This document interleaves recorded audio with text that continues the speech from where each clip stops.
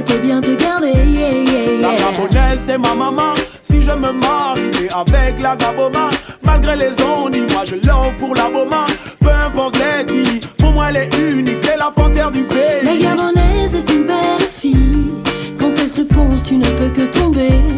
La gabonaise c'est être romantique. Si tu l'aimes, elle peut bien te garder. Yeah, yeah, si tu yeah. l'aimes bien, respecte-la. Présente-toi à ses parents, épouse-la. Moi je l'aime, elle est sublime, elle est jolie. Ouh, avec sa couleur ébène, elle est clean. Bien. Tout le monde, vous venez. Essayez un peu de garder les pieds propres. On ne marche pas dans l'herbe.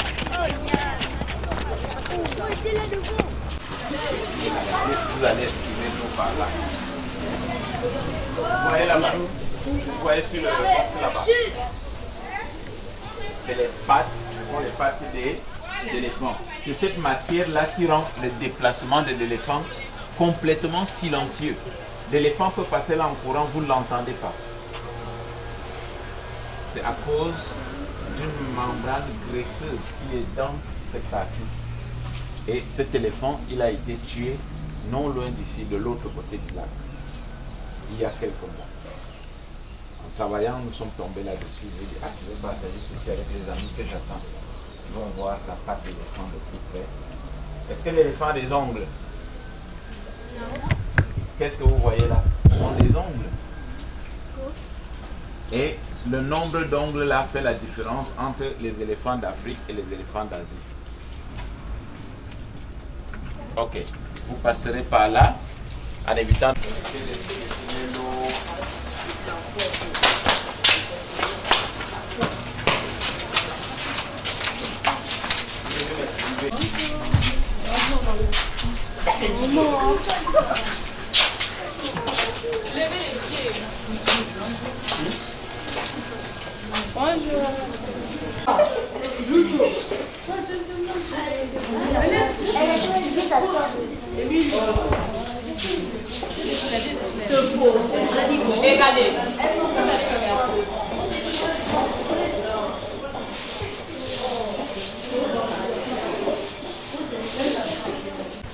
Pour les deux nouvelles, je vais me répéter. Soyez les bienvenus au centre de la biodiversité de l'institution Smithsonian. Merci. J'aimerais poser une question. Celles qui étaient déjà là, ou ceux qui étaient déjà là, pourquoi êtes-vous revenus? Ma question est importante. Pourquoi êtes-vous revenus? Oh, mais parlez, vous étiez tout bavard tout à l'heure. C'est une conversation, on s'entretient. Pourquoi vous êtes revenus? Oh, vous êtes revenus pour faire nombre? Oui. Ton nom d'abord. Présente-toi d'abord. Je m'appelle Mamboudou Célio. Mamboudou Célio. Parce que c'était très intéressant. Forme la phrase. Je suis revenu parce que. Je suis revenu parce que c'était très intéressant et cultivant. Pour la dernière fois, c'était très intéressant et captivant. Alors, vous n'avez pas peur que je risque de me répéter, de redire la même chose? Vous ne craignez pas la monotonie? Oui? Moi, je suis revenue parce que je savais que dès que je devais arriver, je devais voir des nouvelles choses et je devais connaître des nouvelles choses, comme par exemple les pattes des éléphants, je ne les avais jamais vues. C'est une nouvelle expérience. Excellent. Donc, la connaissance n'est jamais arrêtée. Et il est difficile de dire deux fois la même chose. C'est assez difficile. Alors, merci parce que vous vous montrez très intéressé. Et puis, j'ai aussi entendu le retour d'informations de la part de vos parents qui sont aussi très intéressés et qui souhaiteraient visiter. Donc, merci d'avoir été des fidèles ambassadeurs de l'institution Smithsonian auprès de vos parents. Je vais reprendre la petite introduction pour les deux qui n'étaient pas là la dernière fois, à moins que vous l'ayez déjà fait à ma place. Est-ce que vous savez ce que c'est l'institution Smithsonian? Pas du tout. Vous n'en aviez jamais entendu parler avant? Non. Ok. Bien. On va commencer par les présentations. Moi, je me prénomme Eli et mon nom de famille c'est Toby. C'est très court. Nom et prénom, 8 lettres. Et vous? Gubika Morelda. Dubika Morelda ou Kupika? Gubika. Rekati. Merci. Ok. Je travaille pour l'institution Smithsonian, donc je suis le curateur ici, dans le centre de la biodiversité. Ça fait plusieurs questions que vous devez vous poser. D'abord, c'est quoi l'institution Smithsonian? Après, c'est quoi curateur? Un curateur, c'est quoi? Et le centre de la biodiversité même, c'est quoi? Alors, dans l'ordre, nous commençons par l'institution Smithsonian. L'institution Smithsonian, c'est une institution américaine spécialisée dans la recherche scientifique et beaucoup plus dans la recherche scientifique sur l'environnement. Alors, elle est née en 1842. Ça devrait sauter puisque vous étiez déjà là. En 1846 est née la Smithsonian. Et la Smithsonian, c'est un cadeau, un legs de monsieur James Smithson, de nationalité anglaise, qui était lui-même un scientifique. Alors, il avait, je crois, 500 000 $. Il a dit, si à la mort de mon neveu n'a pas fait d'enfant, toute cette richesse va appartenir aux États-Unis. Et les États-Unis doivent utiliser cette richesse pour générer la connaissance sur l'environnement et partager cette connaissance avec le monde entier. Donc, la vocation de la Smithsonian, c'est faire des recherches scientifiques, générer de la connaissance et faire en sorte que le monde entier soit au courant de la connaissance qu'ils ont acquise. Et pourquoi cette connaissance est-elle importante? Cette connaissance est importante pour la gestion de la nature, pour la gestion de la biodiversité. Alors, on va arriver, rien qu'aux États-Unis, la Smithsonian a 19 musées et 9 centres de recherche. Maintenant, nous allons passer à la seconde question. C'est quoi la biodiversité?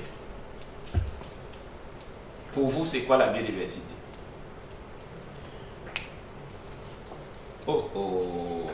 On dirait que personne n'est encore venu, hein?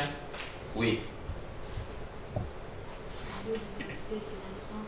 La biodiversité, c'est l'ensemble des plantes et des animaux.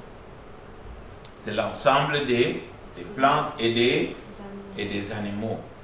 En un mot, l'ensemble des êtres vivants. C'est ça la biodiversité. Alors, on avait dit la dernière fois que c'est très important de connaître la biodiversité. Pourquoi? Et je venais de le dire. Pour pouvoir les gérer, pour pouvoir les protéger, pour pouvoir vivre en harmonie et pouvoir vivre de manière durable, pour donner les mêmes chances à nos enfants et à nos petits-enfants de voir ce que nous avons le privilège de voir encore aujourd'hui. Parce que malheureusement, nous entendons parler du mammouth, l'ancêtre de l'éléphant, mais personne n'a vu le mammouth, n'est-ce pas? Vous voyez maintenant les dinosaures dans les films, mais qui a vu le dinosaure de nos jours? Moi, je n'ai pas vu le dinosaure. J'étais jusqu'aux États-Unis, je n'ai pas vu les dinosaures. Je n'ai même pas vu les bisons, ces animaux qui sont comme les buffles dans les savanes. Je ne les ai pas vus. Pourquoi? Parce que ils ont disparu. Alors, il est important que nous, aujourd'hui, nous prenions conscience que la biodiversité peut disparaître si on gère mal. Si tous les jours, on va en brousse, on tue, ça va finir. Et puis nos enfants ne vont plus voir les gazelles. Nos enfants ne vont pas voir les singes. Nos enfants ne vont plus voir les carangues, ce poisson qui est tant chassé, ou bien la carpe d'un Bouddha. Nos parents ne vont plus les voir, nos petits-enfants ne vont plus les voir. Cela comporte un double danger. D'abord, les espèces disparaissent. Et ensuite, C'est la nourriture qui disparaît pour nous aussi. Si on veut tout manger, notre génération là, on nous appelle les grands consommateurs. Nous voulons tout manger. Et si nous continuons de cette manière, nos petits-enfants ne verront plus rien et n'auront plus rien à manger. Ok, donc vous savez déjà ce que c'est l'institution Smithsonian. Vous savez ce que c'est la biodiversité. Mais maintenant, on vous a dit, Smithsonian, c'est une institution américaine. Pourquoi elle est au Gabon? Comment est-elle arrivée au Gabon? Oui, tu peux nous aider? Non. Alors, c'est Shell Gabon qui a fait venir Smithsonian au Gabon. Pourquoi? Parce que dans les années 2000, la production pétrolière était très basse. Aujourd'hui, c'est la crise du prix du baril de pétrole. En 2000, c'était la crise de la production.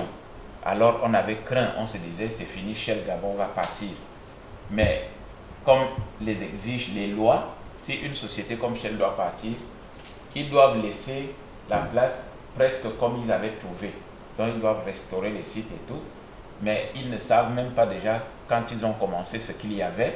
Alors, il fallait faire venir des spécialistes, d'abord pour venir faire l'état des lieux. L'état des lieux, ça veut dire de venir mesurer, parce que la science, c'est d'abord la mesure, c'est d'abord l'évaluation. Donc, il fallait venir et mesurer l'impact des activités d'exploration et d'exploitation pétrolière sur l'environnement du complexe d'air protégé de Gamba. Vous avez déjà entendu parler du complexe d'air protégé de Gamba? Non. Il faut bien apprendre l'histoire de Gamba, hein? Parce que vous devez être fiers partout où vous allez de parler de votre ville Gamba, qui a un trésor de biodiversité. Vous voyez, Gamba, c'est le complexe, c'est tout ça. Vous suivez mon doigt? C'est tout ça, le complexe d'air protégé de Gamba.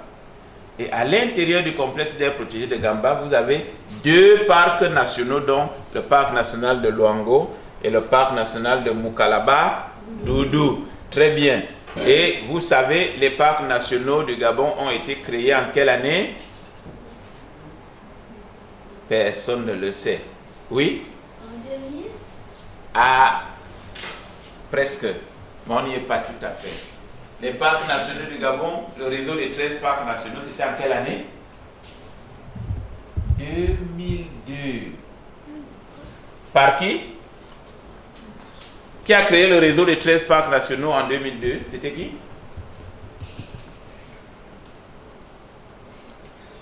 Vous ne savez plus? Ce n'était pas Michel Lee ou Lee White? Non?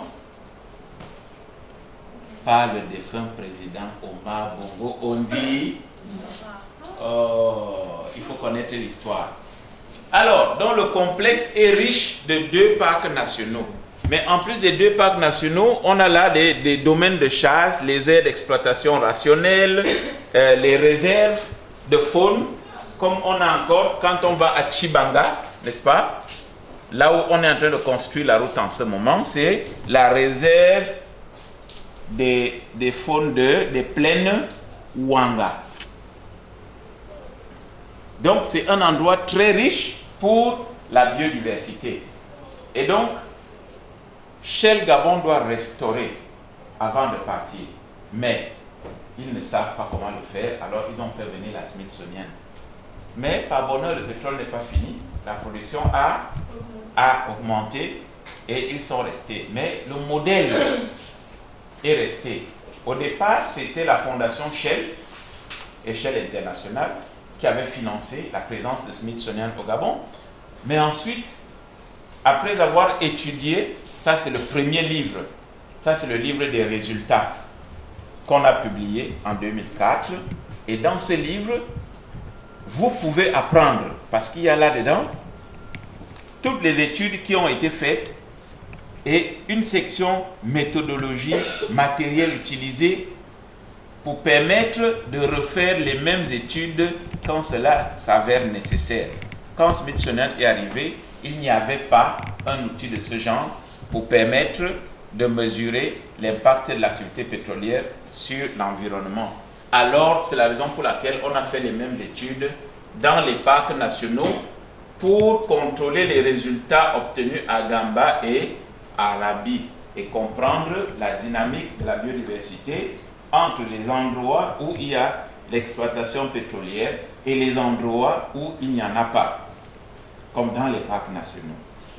Et quand on a eu les résultats, on s'est rendu compte que Gamba était légèrement perturbé par rapport à Arabi qui est très riche. Arabi est très riche.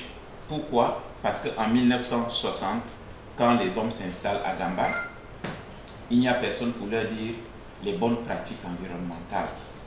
Il n'y a ni Smithsonian, ni le WWF, ni le WCS, ni l'Alliance nationale des parcs nationaux, ni le ministère des eaux et forêts. Personne n'était installé sur place. Alors ceux qui se sont installés anarchiquement et ont exercé une pression qu'on dit anthropique. Vous comprenez le mot anthropique? Anthropique vient d'homme. Ça veut dire la grande masse, la grande population qui est arrivée, ils allaient dans les forêts tuer les animaux, ils coupaient le bois pour faire les maisons, ils allaient creuser le sable, ils allaient creuser la latérite pour faire les routes, ainsi de suite. Et tout cela a été fait pas dans les règles de l'art. Alors Smithsonian a réussi à mettre ensemble tous ces petits défauts et fait des recommandations pour dire à Shell, et c'est la base sur laquelle le partenariat a continué de 2000 jusqu'en 2015. Les deux sociétés travaillent maintenant côte à côte, l'un dans le pétrole et Smithsonian en train de leur dire « Oh, faites attention, ici il y a les tortues, si vous versez votre brut là, les tortues vont mourir. Oh, faites attention, ici, si le gaz là s'échappe beaucoup, les animaux vont mourir. » Et puis, il y a des problèmes beaucoup plus sérieux. On a fait ces 12 recommandations où on demande de ne plus nourrir les éléphants. Même pour faire plaisir à l'éléphant, il ne faut plus leur donner les pommes. Parce qu'à la fin, les éléphants vont s'habituer et quand vous n'allez pas leur donner, ils vont se fâcher. Et qu'est-ce qui arrive quand l'éléphant se fâche? À l'économie hier, il a pillé la voiture de la sécurité. Ça veut dire qu'il est allé dans la voiture de la sécurité, il prenait tous les cartons de jus, il prend le carton de jus, met dans la bouche, il appuie, ça explose, il boit le jus, il recrache le carton vide. Alors le superviseur m'a même rapporté qu'il a avalé une boîte de café. Ça commence à devenir un peu très tendu depuis qu'on a commencé à ne plus leur donner. Mais ça va passer, ils vont finir aussi par s'habituer, c'est des animaux intelligents. Donc, voilà comment Smithsonian est arrivé au Gabon et qu'est-ce que Smithsonian fait. Alors, donc, Smithsonian travaille pour aider Shell à réduire ou à minimiser l'impact de l'activité pétrolière sur la riche biodiversité du complexe d'air protégé de Gamba. Bien. Maintenant, Smithsonian ne s'arrête pas là, parce que Smithsonian s'occupe aussi quand même du développement durable. Donc, des conflits entre les hommes et les animaux, le conflit homme-animaux, et notamment dans les plantations. La dernière fois, vous aviez la grâce d'avoir avec vous Madame Mireille Johnson, qui vous a expliqué le conflit homme-éléphant et ce que la Smithsonian est en train de faire en ce moment pour trouver une solution à ce conflit. Est-ce que vous vous rappelez? Mireille Johnson, c'est une scientifique de nationalité gabonaise. Elle a étudié à Franceville, elle a travaillé à Franceville. Alors c'est elle qui travaille pour le compte de Smithsonian sur l'étude des éléphants, d'abord pour déterminer les populations d'éléphants qu'il y a ici, mais aussi d'aider à réduire le conflit, chercher des solutions au conflit. C'est comme ça, dans la foulée des solutions, il y a cette étude expérimentale. Vous savez ce que c'est? On ne vous a pas dit la dernière fois? Vous ne savez pas ce que c'est? Ça, c'est une ruche. Et le mot ruche, vous connaissez? C'est quoi la ruche? C'est la maison des abeilles. C'est ça où Le nid des abeilles. C'est ça la ruche. Alors, au Kenya, il est établi que on place des ruches comme ça autour des plantations pour protéger les plantations contre la dévastation par les éléphants. Quand l'éléphant arrive, il bouge une corde, les abeilles sortent et piquent l'éléphant. L'éléphant est obligé de fuir. Parce que quand l'abeille vous pique, elle laisse un dard. L'abeille vous a déjà piqué. Vous avez enlevé le dard ou pas? Vous savez, le dard que l'abeille laisse sur votre peau, n'est-ce pas, a ce qu'on appelle des phéromones. Et ces phéromones, les autres abeilles le sentent à une certaine distance. Et quand ils sentent ce phéromone, cela signifie que vous êtes un ennemi pour eux. Et donc, spontanément, les autres abeilles vont essayer de vous piquer davantage pour vous éloigner. Donc, un éléphant qui a déjà le dard se trouve menacé partout où il y a les abeilles. Vous comprenez? C'est pour ça que par expérience, les éléphants fuient donc la présence des abeilles. Alors, on a voulu mener l'étude ici. On a mené l'étude ici. Et voici le jeune scientifique gabonais qui a conduit ces études. Il s'appelle Steve Ngama. Il est du Sénarest. Et lui, vous l'avez déjà peut-être rencontré à Gamba, c'est Martin. Il travaille pour les eaux et forêts, n'est-ce pas? Et celle-là, vous l'avez vue la dernière fois, c'est qui? C'est Madame Lisa Corté, la directrice de Smithsonian. Alors, on a placé 2 ruches comme ça. Ça, c'est l'Odica, le manguier sauvage. Evingia gabonensis, le nom scientifique. C'est le manguier sauvage et les éléphants aiment beaucoup ces fruits. Donc, on a mis 2 ruches comme ça sous les Evingia et après, on a mis des caméras de surveillance. Donc, la caméra là, elle détecte les variations de température, elle détecte les mouvements et donc, chaque fois que l'éléphant arrive, la caméra commence à filmer.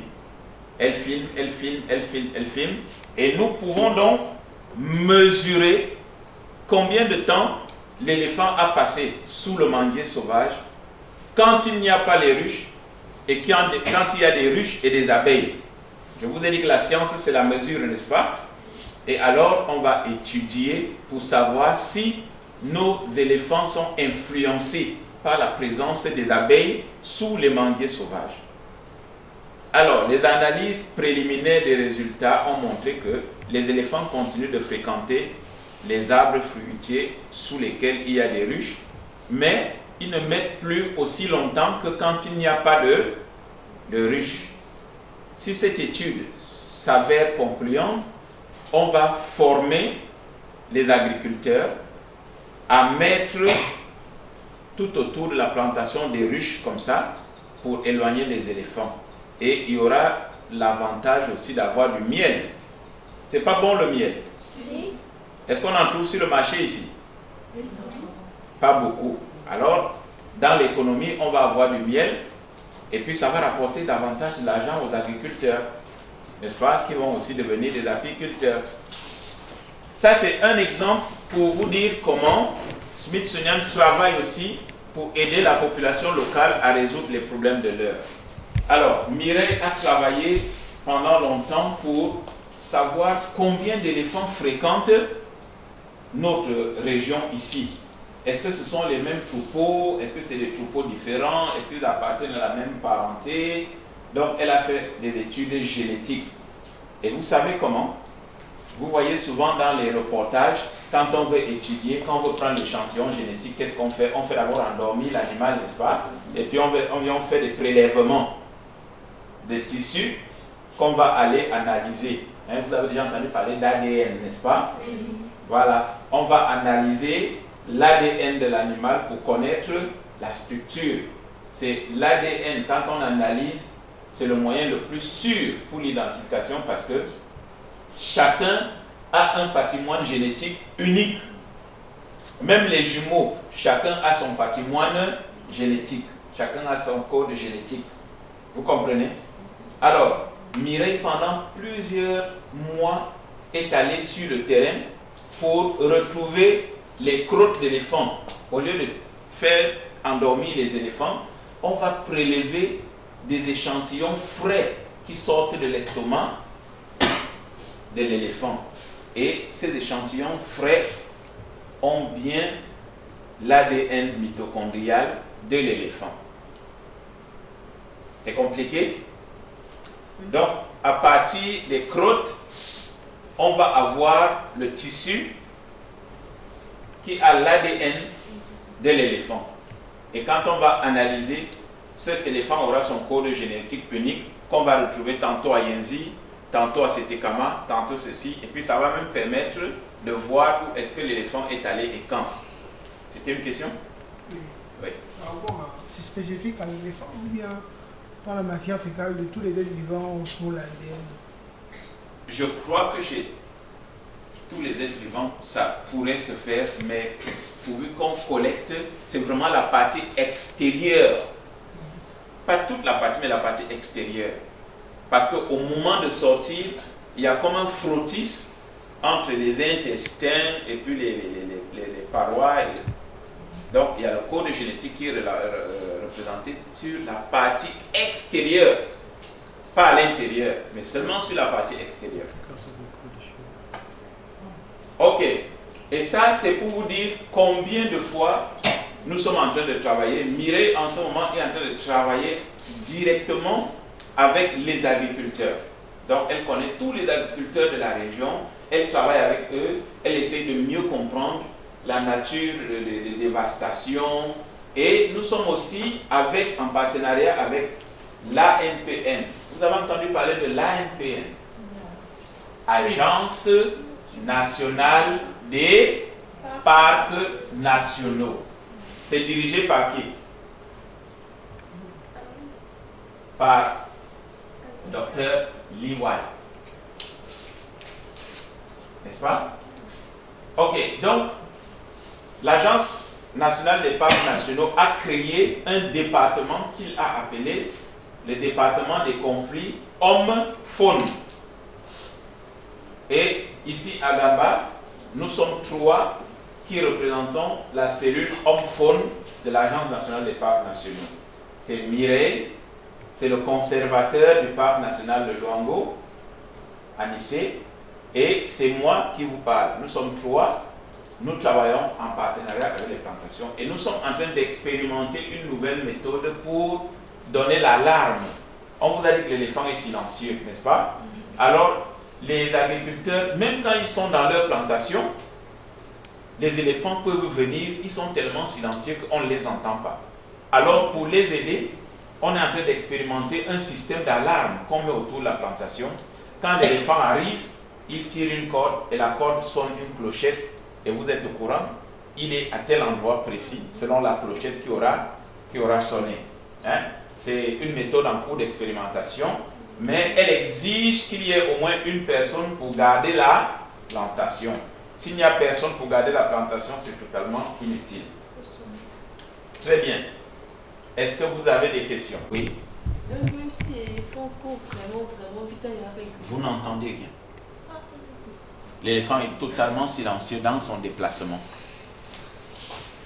On ne reconnaît la présence de l'éléphant que quand il casse les branches pour s'alimenter. Alors quand vous entendez la branche se casser, vous dites là, il est quelque part là. Mais aussi, il se ressent facilement, il a une odeur forte. Donc quand vous vous retrouvez proche de l'éléphant, vous sentez son odeur. Et vous prenez vos dispositions. Ok, je vais pas aller plus loin dans cette présentation sans vous présenter la jeune dame américaine qui est là. Can you come and introduce yourself in French, please? Try. Bonjour tout le monde. Désolée, je parle un très petit peu français, mais je m'appelle ça. J'étudie dans les États-Unis. Maintenant, je travaille ici. Qu'est-ce que tu fais ici? Tu travailles quoi? I don't know how to say that. Je travaille avec le mini jungle à l'extérieur. Avec des plantes. Mais elle parle bien français. Dites-lui qu'elle parle bien français. Vous la comprenez, non? Allez, il faut l'encourager. Un bravo. Deux bravos. Alors, elle a besoin d'être encouragée parce qu'elle est un peu timide avec son français. Elle s'est dit qu'elle ne sait pas parler français. C'était très bien. Et pourtant, n'est-ce pas? Alors, ici, l'une des vocations de Smithsonian, c'est que nous recevons des stagiaires. Donc, elle est stagiaire, elle est de l'université de Washington. Il y a deux Washington, Washington de la côte ouest, qui est là où se trouve la Smithsonian. Mais elle est de Washington de la côte ouest. L'autre Washington, c'est côte est. Ok. Donc, on reçoit au Gabon les stagiaires de l'École nationale des eaux et forêts qui arrivent pour compléter leur formation, pour avoir un peu de travail de terrain. Et voilà la Smithsonian. Plus de questions? Oui? Mais qu'est-ce qu'elle a fait pour arriver? Comment elle a fait pour arriver? Elle a envoyé une demande de stage à la Smithsonian qui a été validée. Avec quel bac? Avec quel bac? Elle n'est pas au niveau du bac, là. Elle est au niveau de maîtrise. Oui, c'est scientifique, non? She is asking your background. Étudiant, Yes. basically. The degree. Bachelor's. Maintenant, je suis... Which one? Which bachelor's? In science? Oh or- yeah, science. Science. Ok. Elle a un bac en sciences. Voilà. Ok. C'est pas obligé, moi j'ai pas un bac en sciences. C'est une question de passion. Vous Un avez bac en quel sciences. avec quelqu'un? Moi j'ai un bac littéraire. Ah, B. A4. À notre époque c'était A4. C'est-à-dire ce qu'on appelle aujourd'hui la LE. Oui. Et en plus je ne suis pas biologiste, je suis juriste.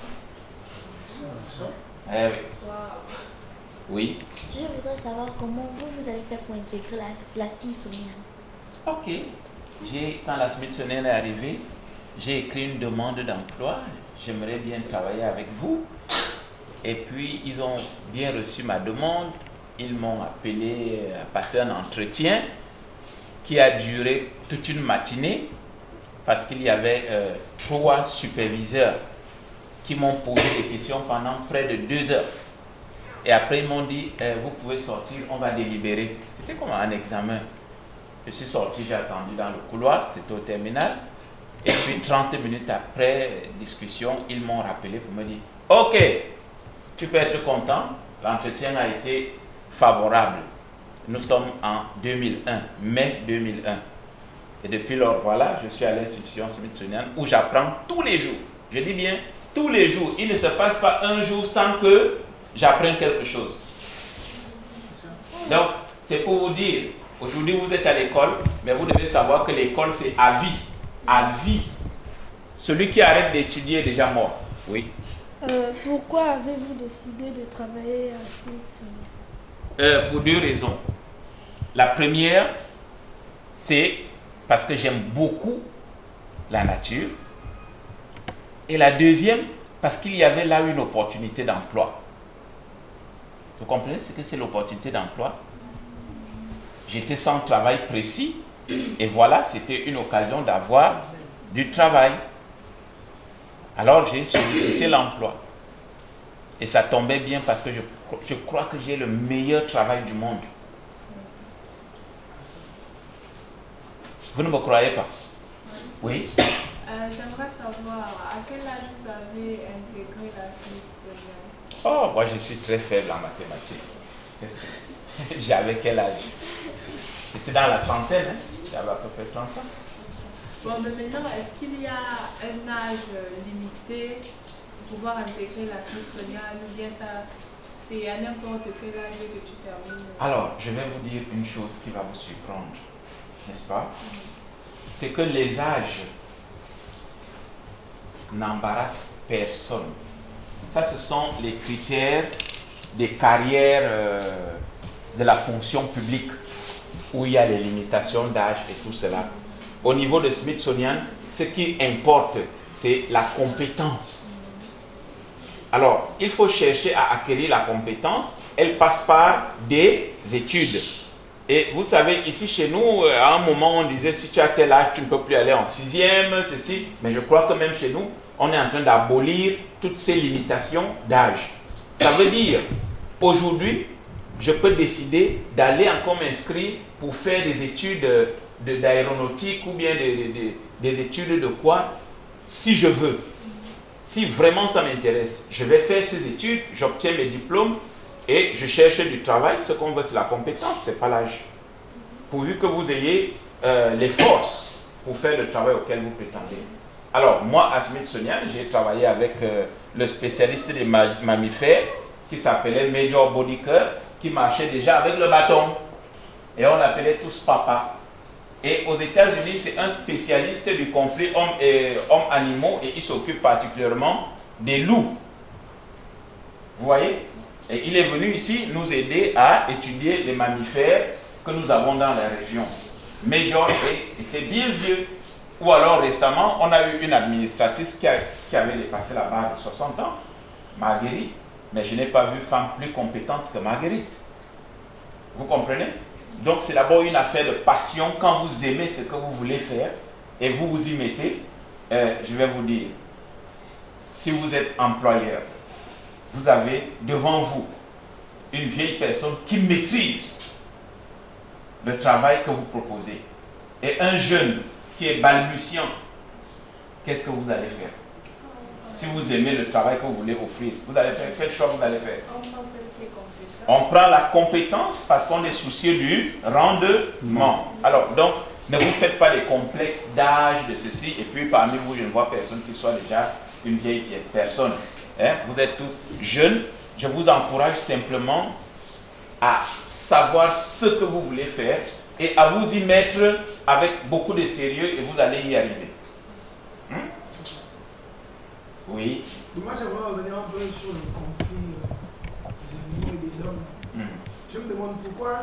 Je comprends par exemple si les gens vont faire des plantations loin dans les forêts, c'est l'habitat naturel de l'éléphant. Lui là-bas, c'est pas son problème, il trouve les mange. Mais une zone comme Yenzi où il y a des gens, il y a de la population, il y a des êtres humains, comment ça se fait que les éléphants rentrent dans Yenzi pour faire ce qu'ils veulent? C'est lui à prendre. La question est très intéressante. C'est dû à une méthode scientifique qui s'appelle l'habituation. L'habituation. Ça veut dire, vous entrez en contact avec un animal, mais vous ne manifestez aucune hostilité. Vous montrez à l'animal que vous êtes content qu'il soit là. Vous lui faites des photos, c'est le cas la plupart du temps. Vous appelez les autres pour venir voir. Alors l'animal se sent vedette. Surtout, il n'y a pas d'agression. Oh, enfin, j'ai trouvé le paradis. Le seul endroit où on peut me regarder sans pointer sur moi la canne tonnante. Hein? Parce que généralement, c'est ça. Vous voyez, il y a des gens, hein, vraiment par instinct. S'ils voient un singe passer là, même si c'est avec les doigts, hein, ils essaient de tuer même avec les doigts. Alors, ce genre de personnes, ce sont telles qui font fuir les animaux au loin. Alors, moi j'ai été sur les routes de production par exemple, où le singe était très proche comme ça, mais dès que j'ai pris l'appareil photo, l'a taillé parce qu'il a cru que c'est une arme que j'allais brandir. Donc, les animaux ont aussi une mémoire, ils se souviennent. Ah, mais tiens, chaque fois qu'ils tendent la main, il y a l'un de nous qui tombe. Or, dans le cas de Yenzi, ils arrivent, ils mangent, les gens sont plutôt émerveillés, ils viennent regarder, et puis les éléphants prennent conscience qu'à cet endroit, il n'y a pas de menace. Notre vie n'est pas menacée. Et qui plus est, ils vont trouver dans les poubelles, les hommes vont être généreux de leur donner ce qu'on appelle des aliments exotiques, c'est-à-dire les fruits qui ne sont pas de chez nous, les fruits comme les pommes de France, qui sont des fruits très juteux, des ananas et tout ça. Et puis, chaque fois qu'ils viennent, non seulement on ne les agresse pas, mais on les reçoit bien. Que feriez-vous à la place? Vous reviendriez, n'est-ce pas? Si vous étiez seul, vous partez, vous allez chercher la famille. Vous dites, oh, c'est bien là-bas. C'est bien là-bas, on nous donne à manger et tout ça. Alors, c'est tout cela qui a fait que Yenzi devienne un centre d'attraction. Et à ceci, il faut ajouter le fait qu'il y a beaucoup de manguiers dans le camp. Et quand c'est la saison de mangue, c'est presque le ralliement de tous les éléphants de la région qui viennent pour s'alimenter sur les mangues. Une fois de plus, les déplacements pour la ressource alimentaire. Donc, sécurité et ressources alimentaires. Voilà les deux facteurs qui font que les éléphants ont tendance à vouloir même déjà résider avec les hommes à Yenzi. Alors, à Gamba, ils n'ont pas les mêmes réactions, n'est-ce pas? Parce que nous aussi, nous sommes restés nous-mêmes avec nos fusils et tout ça. Quand on voit les éléphants, ce n'est pas des cris d'admiration, mais c'est des cris de scandale. Hein? On les insulte, on leur jette les choses, on crie sur eux et ils sont obligés de parler. Oh, ici, nous ne sommes pas les bienvenus. Donc, ils sont assez intelligents pour analyser les différentes situations. Et dans Yenzi, ils commencent à se sentir maîtres. Ils chargent les gens, ils bousculent les voitures, mais dans le jardin, tout à côté, le vieux papa claque les mains, et puis il se sauve. Deux comportements différents sur moins de 50 mètres. Vous voyez, ils sont intelligents, ils savent où ils sont en sécurité et où ils sont en insécurité. Donc voilà. Oui. J'aimerais savoir, est-ce que les prélèvements d'ADN qui sont faits sur les éléphants sont aussi faits sur autres animaux que les éléphants pour pouvoir déterminer à quel endroit ils sont?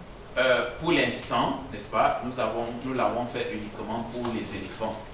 Parce que la problématique de l'éléphant occupe une très grande place, n'est-ce pas, dans notre écosystème. Donc on a vraiment voulu comprendre.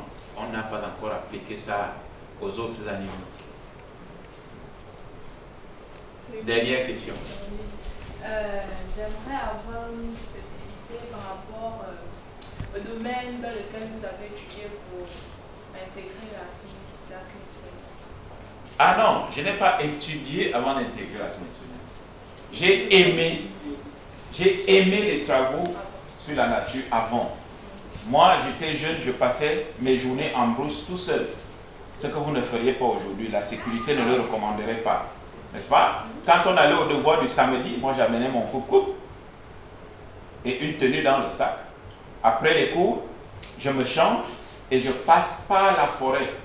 Ce qui supposait même traverser une rivière.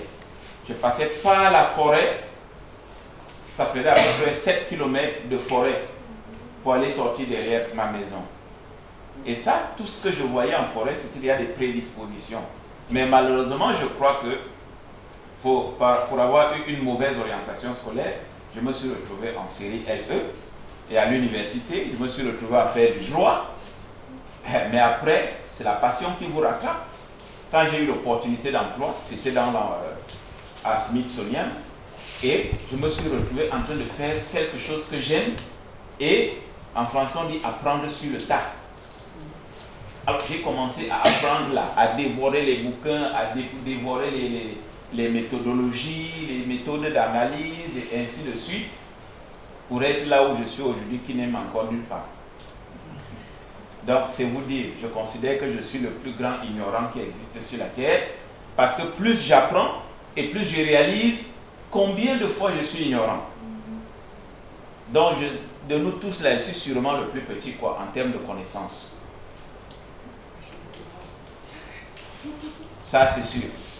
Ok, maintenant on va regarder les spécimens.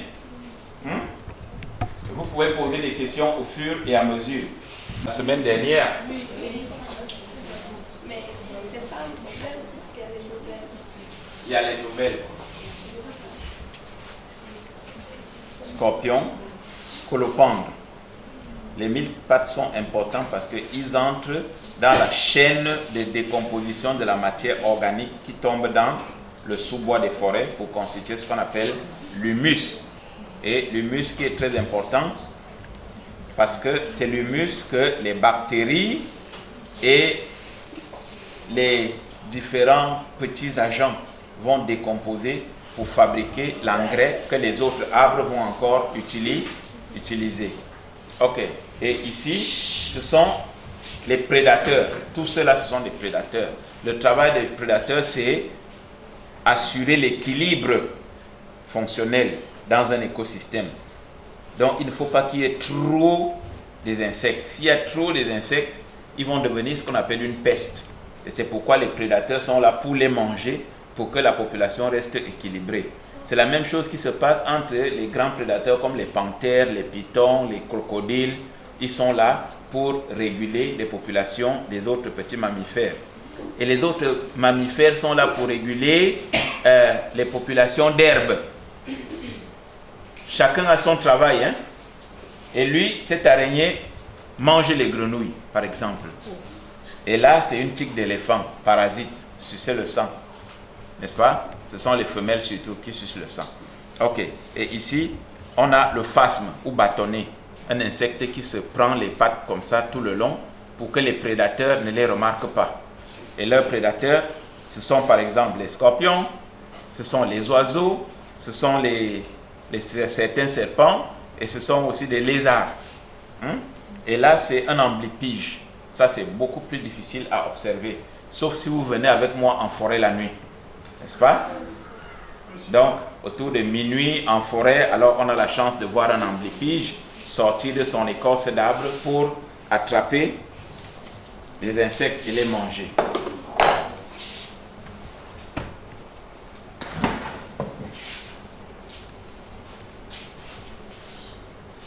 Les longicornes, les buprestides, eux, ils sont très importants parce qu'ils pondent leurs œufs dans les arbres et leurs œufs ont des enzymes qui assimilent la cellulose du bois. Donc, ils aident à décomposer rapidement le bois. Et lui, c'est une peste pour les bananiers, le scarabée rhinocéros.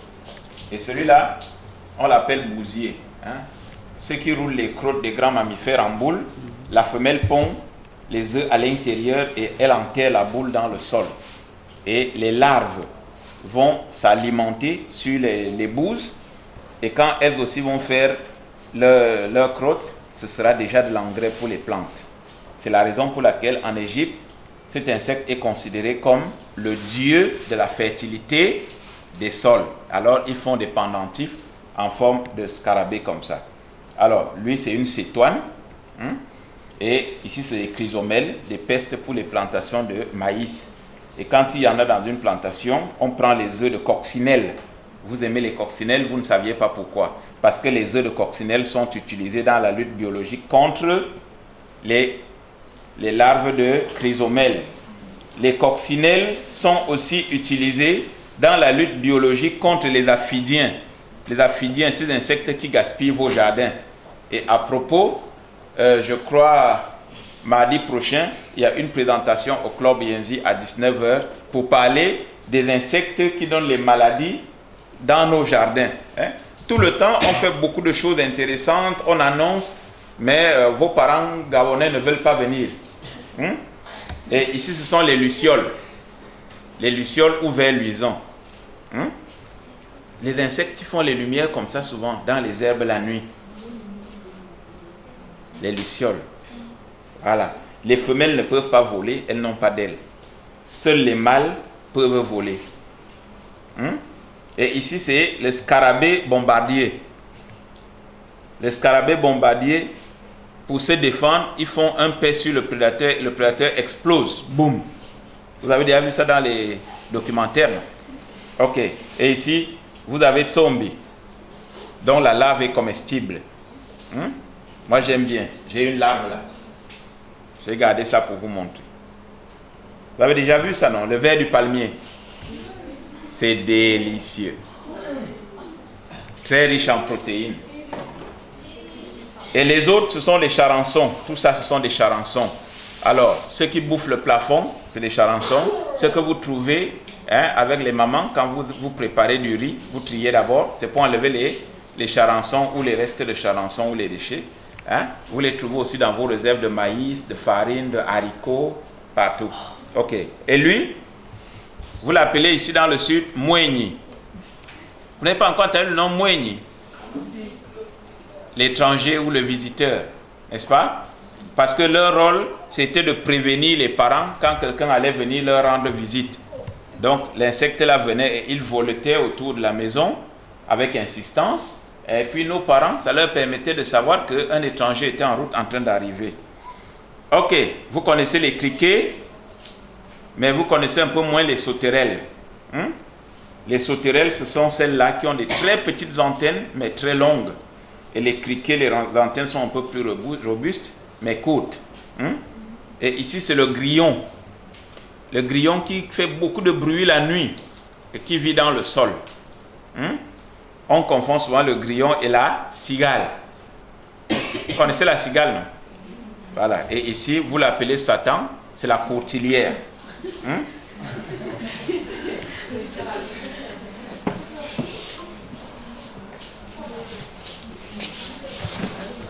Vous êtes venu très en retard, il y a le problème de temps. Là, voilà la cigale. La cigale et la fourmi, une fourmi à côté pour l'illustrer. Ok. Et ici, c'est une punaise aquatique géante. La femelle colle les œufs sur le dos du mâle. Et c'est le mâle qui va transporter les œufs et prendre soin des enfants, des bébés plus tard. Et vous avez là les abeilles qui fabriquent le miel, qui habitent ces ruches-là. Et là, l'abeille charpentière, il ne faut jamais toucher. Les frelons là. Parce que ça pique très fort. Là, vous avez les guêpes. Les plus agressives, ce sont celles qui suspendent leur nid comme ça. Mais les plus cruelles, c'est les sphécides qui attrapent les araignées et les enferment dans leur nid. Et puis leurs bébés vont s'alimenter sur l'araignée en ménageant la fonction vitale. Donc, commencez à manger les pattes. Vous avez l'araignée à combien de pattes? Ok. Donc, commencez d'abord par manger les pattes les unes après les autres. Mais il faut que le cœur continue de battre. Parce que si l'araignée meurt vite, elle va se décomposer et les larves vont mourir. Elles n'arriveront pas à maturité. Donc c'est cruel, n'est-ce pas, de voir votre pied disparaître sous la gueule de votre prédateur. Donc la panthère, elle va d'abord manger votre pied droit et après votre pied gauche. Mais vous ne mourrez pas. Vous êtes là à assister à votre propre mort comme ça. Ok. Les mantes religieuses, ce sont des prédatrices. Yes, can we welcome them? Les autres visiteurs sont déjà là.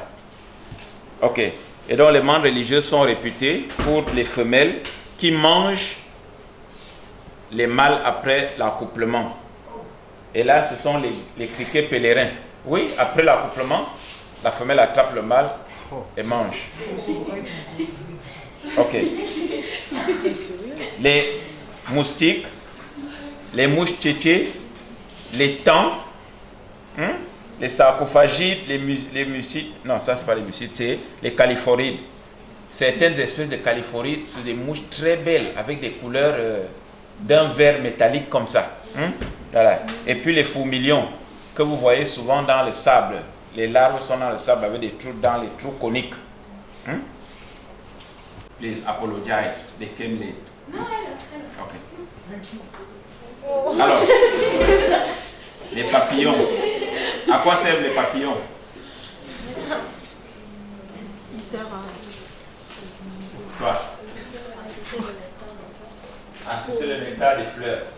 Et pourquoi suce-t-il le nectar des fleurs? Oui. Pour les polliniser. Vous croyez qu'ils sucent le nectar pour les polliniser? Oui. Je vais dire qu'il sert aussi à lui donner les pommes. Vous savez ça. À polliniser. La bonne réponse est qu'en suçant le nectar, c'est un échange. Les fleurs leur donnent du nectar, de la nourriture, mais en revanche, en allant de fleur en fleur, ils aident les gamètes mâles à aller sur les gamètes femelles et favoriser la pollinisation, la fructification. Et on peut avoir des belles pommes plus tard. N'est-ce pas? Les belles pommes, les mangues, les bananes et tout, oui. Oui, j'écoute. Je voulais savoir si tout ce que vous venez de nous montrer, ce sont des vrais. Ouais. Aussi vrai que vous et moi. Sauf si l'un de nous est en plastique. Qui est en plastique, c'est toi? Tout est vrai, nature. Et tout est là, ça vit autour de nous. Bien, vous allez vous lever au centre. Je te fais le plaisir.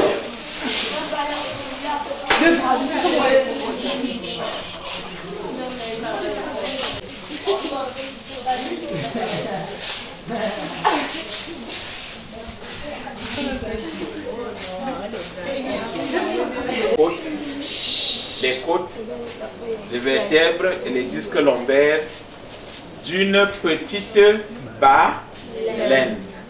Ok. Et là, c'est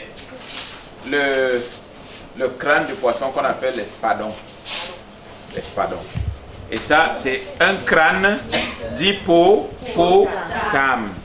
Celui-là a été tué au fusil. Vous pouvez voir l'impact de la balle ici, dans le creux de la tête. Ok. Et ça, c'est un fémur d'hippopotame. Maintenant, j'aimerais que toi, tu me montres où se trouve ton fémur. Dans quelle partie du corps se trouve le fémur? C'est elle d'abord. Oui. C'est où le fémur? Bravo, elle sait. Donc, l'os de la cuisse de l'hippopotame, ce n'est pas long, hein, comparé à celui de l'éléphant. Vous voyez? Ok. Et là, vous avez le crâne du chimpanzé. Hein? Il n'y a pas de chimpanzé parmi vous. Et c'est l'animal qui est génétiquement le plus proche de l'homme, avec 98% de chromosomes semblables à ceux de l'homme. Et ce singe, que les magistrats ne m'en veulent pas, c'est le nom qu'on donne communément à ce singe, on l'appelle le magistrat, à cause des touffes, des lignes blanches qu'il y a ici au côté de la tête. Et la tête elle-même, elle est rouge. Les Anglais, c'est Red Cap Mangabé. Et là, c'est un tout petit singe qu'on appelle Cephus. Petit de taille, mais adulte d'âge. Ok. Et ici, est-ce que vous voyez? Passez là-bas. Mais vous mettez comme ça, pour permettre qu'on vous fasse des belles photos. Avance là-bas. Voilà. Ok, vous mettez comme ça, c'est bon. Et là, c'est les crânes de ce que vous appelez sangliers, mais qui en réalité ce sont des potamochères. Voilà. Les sangliers, c'est plutôt l'espèce hylochère, le genre hylochère. Et ici, vous avez l'antilope qu'on appelle Sitatunga, ou encore antilope cheval. Voilà. Et ici, c'est le buffle de forêt. Les buffles de forêt ont les cornes orientées comme ça vers l'arrière, parce que lorsqu'ils fuient, ils peuvent passer facilement dans les herbes sans se faire prendre les cornes dans les buissons. Les buffles de savane auront les cornes orientées vers l'avant ou vers le haut. Et ça, c'est... Qu'est-ce que c'est? Qu'est-ce que c'est? Aidez-nous, qu'est-ce que c'est? Oui. Donc Mireille ne vous avait pas dit? Très bien. C'est l'os du bassin du buffle. Donc vous n'avez pas suivi. Et ici, c'est une antilope. Les autres ne voient plus. Ok. Ici, c'est le céphalophe qu'on appelle céphalophe à dos jaune. Comme la gazelle. Mais elle est plus grande comme ça, avec une bande jaune sur le dos. Et là, c'est une mâchoire d'éléphant. D'abord, une dent d'éléphant.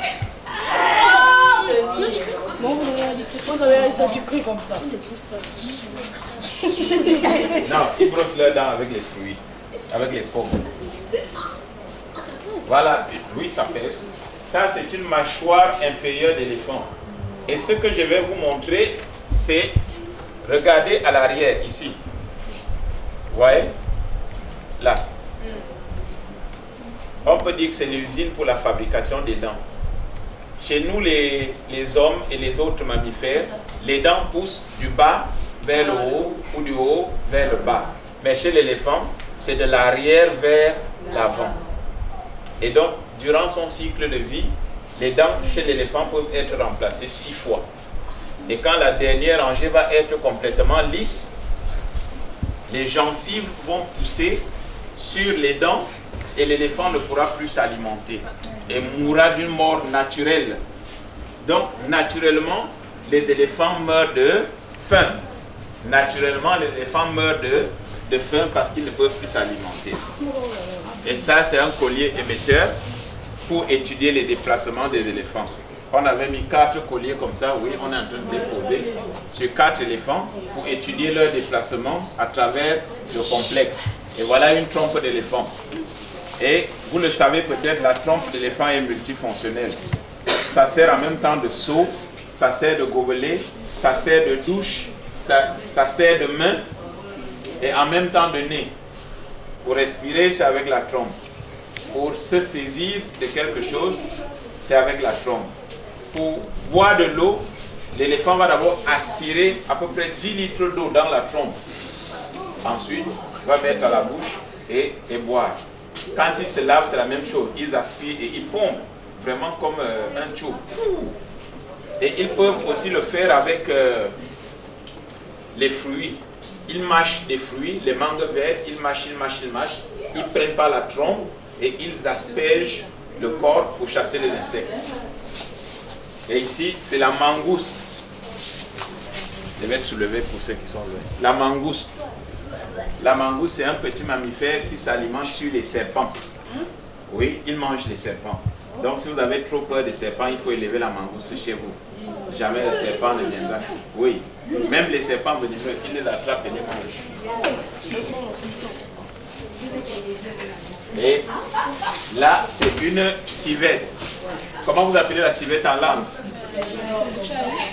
En langue? Vous ne parlez pas vos langues? Zobu.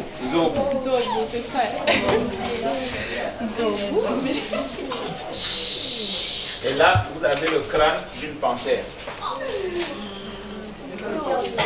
Et cette panthère a été tuée dans un piège.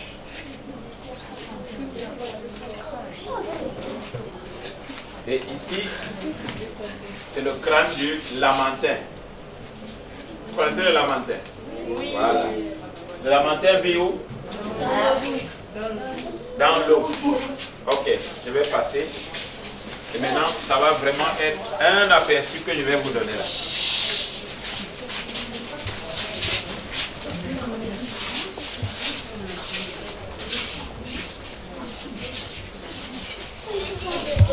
La pêche grimpeuse, c'est le nom de ce poisson. La pêche grimpeuse, n'est-ce pas? On dit chez nous que ce poisson sort de l'eau, va monter dans le palmier pour manger les noix de palme. Vous demanderez à vos parents, ils vous diront, en langue ça s'appelle niand. Niand. Voilà. Vous demandez à vos parents, ils vont vous dire. Et ça c'est le pyrophthalme. Le pyrophthalme, ça vit dans les eaux saumâtres, sur la côte, n'est-ce pas? Et quand vous approchez de l'eau, vous les voyez courir à la surface de l'eau. J'aime leur nom en anglais, ils l'appellent mud skipper. Skip, c'est sautiller comme ça sur l'eau. Voilà, comme la pierre quand vous lancez la pierre sur la surface de l'eau. Et voilà, qu'est-ce que c'est? La tortue de terre, n'est-ce pas? Le symbole de la sagesse chez les peuples Fang. Ça c'est le symbole de la sagesse. Et qu'est-ce que c'est? Quelle tortue? La tortue lutte. Le bébé d'une tortue, d'une lutte. Est-ce que vous saviez que le Gabon a la première plage de reproduction des tortues luttes dans le monde? C'est un honneur, n'est-ce pas? Un privilège. Voilà, et ça c'est le pigeon le plus grand du monde. On ne sait pas.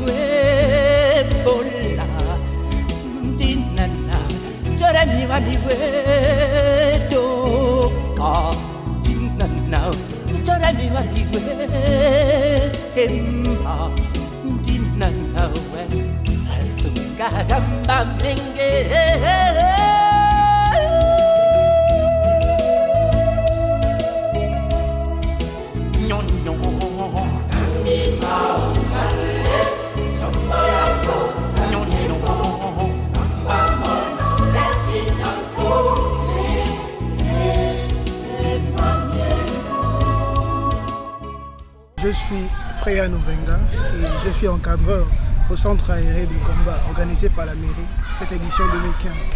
La satisfaction est grande parce que déjà les enfants ont pu découvrir aujourd'hui le patrimoine du Gabon à travers cette excursion, cette expédition au musée de l'Institut Smithsonian, cette institution américaine.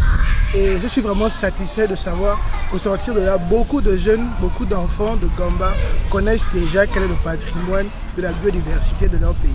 Je souhaite que cela puisse vraiment s'étendre, non plus seulement à une partie de la jeunesse, à juste une partie en fait des enfants. J'aimerais que ça soit aussi les grandes personnes et tous les Gabonais en fait qui puissent visiter cet institut et qui puissent en fait prendre connaissance du patrimoine qu'il y a au Gabon, au niveau de la biodiversité. J'ai retenu que pour que l'institution, d'abord l'institution Smithsonian a été créée en 1846 et que pour avoir des fonctions comme le monsieur qui nous a parlé tout à l'heure, il faut d'abord être engagé et avoir comment on appelle, l'envie de ce que nous faisons. Smithsonian est un institut basé sur la biodiversité. Je suis Jean-Sia Mélissa, l'une des encadreurs du centre aéré de Gomba, organisé par la mairie. Le centre aéré de Gomba, vraiment, c'est quelque chose qui a été bénéfique pour tout le monde parce que non seulement nous, en tant qu'encadreurs, par rapport aux visites que nous avons faites, on a pu mémoriser et avoir davantage de connaissances sur certains domaines. Et d'ailleurs, il y a des lieux que je n'avais jamais visités, que je connais grâce au centre aéré. Mais la visite de ce matin à l'Institut Smithsonian m'a permis de davantage savoir que c'était la biodiversité et comment est-ce qu'il fallait faire pour travailler dans ce domaine. Nous sommes en train de servir pour les enfants, parce que bientôt ils vont passer à table. Alors qu'est-ce qu'ils vont manger aujourd'hui? Des pâtes mélangées avec les saucisses, à la tomate. C'est la salle des enfants, de 2 ans à 4 ans, voire même 5 ans. Est-ce que tous les enfants se retrouvent ici ou c'est seulement... Non, il y a 3 salles. Ah, ok.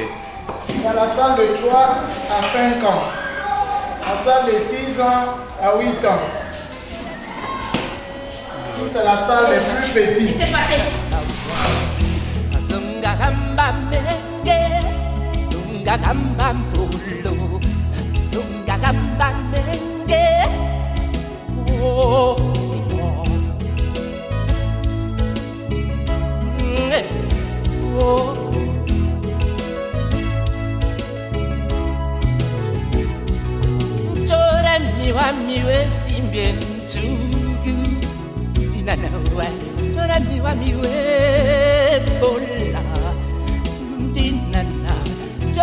Miwe